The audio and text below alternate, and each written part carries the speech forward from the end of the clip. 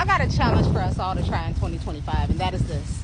Before we allow ourselves to be or feel victimized by how someone is or isn't showing up in our reality, stop and ask yourself, from this state of consciousness, does this person actually have the capacity to show up in the way that I am expecting or once expected them to show up?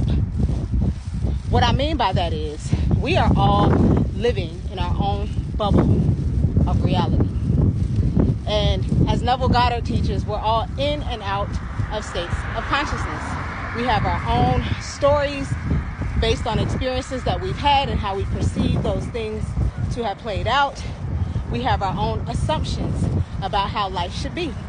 I love when Neville teaches revision, because what he shows us is that, yes, you and I are in our own bubble of reality, and we experience life based on our assumptions of how things are and should be, which means that while someone could be showing up a particular way, your assumptions of how they're showing up is why they keep showing up the way that they're showing up.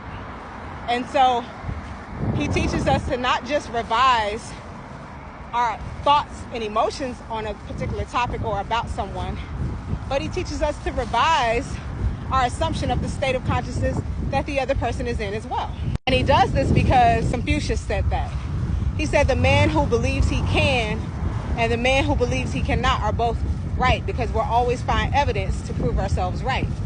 And so if I assume that someone can only show up a particular way, then that is in essence the only version of them that I get to experience, because I'm keeping myself in a particular state of consciousness where I can only see them a particular way.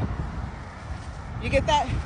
And I once heard Neville say something along the lines of, as you revise a circumstance, also revise for yourself. Revise how you see things, because you are the perceiver of your experience. Therefore, how you see things is how things have to be for you.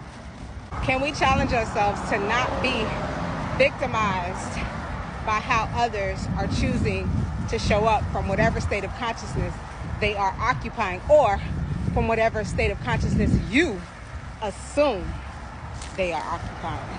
Neville teaches us to pull everyone out of a state, but don't forget to pull yourself also out of a state, because we are all in and out of states of consciousness, and we are all also putting others in and out of states of consciousness.